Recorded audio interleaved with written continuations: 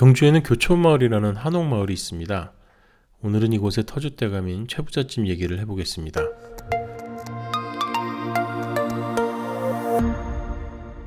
흔히 부자는 3대를 넘기기 어렵다고 하는데요. 최부잣집은 12대에 걸쳐서 300년이 넘는 시간 동안 부를 유지하면서 나눔의 미학을 실천했던 집안입니다.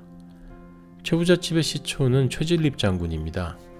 임진왜란 때에는 25살의 나이로 의병을 일으켜서 외적과 맞섰고, 정유재란 때는 결사대 100여 명을 이끌고 울산 서생포에서 전과를 올렸습니다.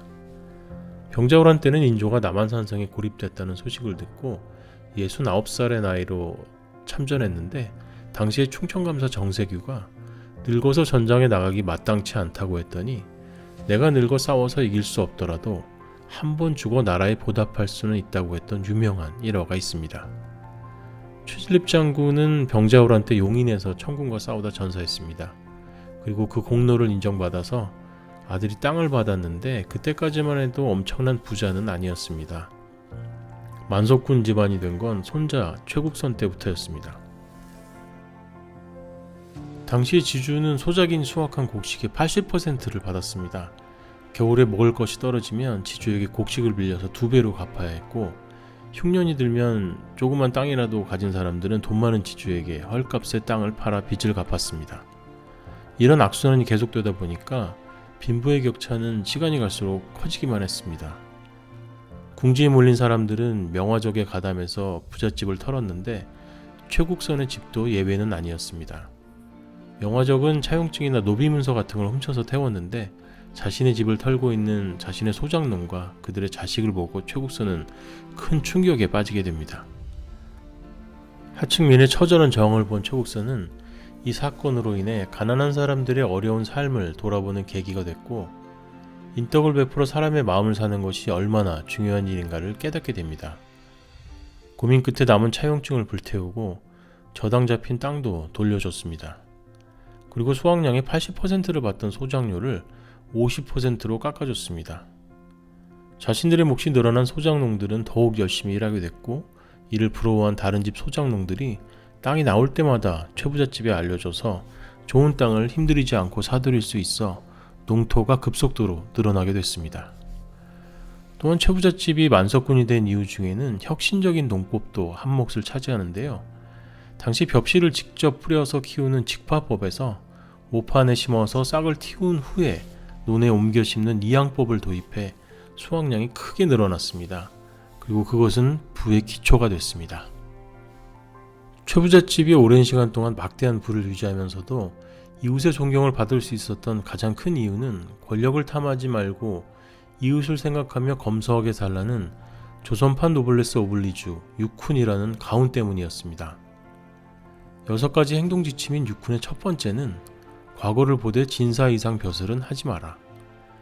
진사는 문과에 응시할 수 있는 자격증 같은 건데, 벼슬을 탐하다 보면 정치 권력과 유착하거나 권력 투쟁에 휘말려 화를 입을 수 있으니 양반으로서의 소양만 갖추라는 의미입니다. 만석 이상의 재산은 사회에 환원하라. 1년 소작료를 만석 이상 받지 말라는 것은 수확량이 많을수록 소작인들의 몫이 늘어나게 되니까 소작인들은 수확을 늘리기 위해서 더욱 열심히 노력했고, 그것은 지주와 소작인 모두에게 좋은 일이었습니다. 흉년기에는 땅을 늘리지 말라. 남의 불행을 이용해서 재산을 축적하지 말라는 의미입니다. 과객을 후하게 대접하라. 신분의 귀천을 막론하고 누구든 넉넉히 대접해서 얻은 인심으로 사람이 재산이 된다는 의미입니다. 작은 돈은 내가 벌지만 큰 돈은 남이 벌어준다는 의미를 자식들에게 가르쳤습니다. 주변 백리 안에 굶는 사람이 없도록 하라. 최부잣집의 고가는 집안 깊숙한 곳이 아닌 대문체에 있었습니다. 흉년이 들었을 때 누구나 퍼가기 좋은 곳에 곡간을 둬서 가난한 자의 자존심을 지켜주기 위한 배려가 담겨 있습니다. 또한 별도로 지은 초가집 앞마당에는 가마솥을 내걸고 날마다 죽을 끓여서 백리박 사람들까지 챙겼습니다. 사람들은 그곳을 사람을 살리는 집이라고 해서 활인당이라고 불렀다고 합니다. 사회공헌만큼 든든하게 재물을 지켜주는 울타리는 없습니다. 시집온 며느리는 3년간 무명옷을 입어라. 부자라고 뽐내고 다니지 말고 근검절약하라는 얘기입니다. 최부잣집은 일본에 의해 나라가 무너지기 시작하면서 같이 무너져 갔습니다. 11대 최현식은 일제의 경제 침탈로 지게 된 나라 빚을 갚기 위해 1907년 대구에서 국채보상운동이 일어났을 때 경주에서 가장 많은 돈을 기부했습니다. 최부잣집의 마지막 부자 12대 최주는 일제강점기에도 독립자금 마련을 위해서 백삼무역 주식회사를 안희재와 운영하면서 대한민국 임시정부 초창기 운영자금의 60%를 감당했다는 주장이 있을 정도로 재정적으로 크게 기여한 독립운동의 자금원이었습니다. 해방 후에는 자식에게 재산을 물려주지 않고 전 재산을 털어서 1947년 대구대학을 설립했습니다. 아무리 훌륭한 가르침도 실천하지 않으면 아무 의미가 없습니다.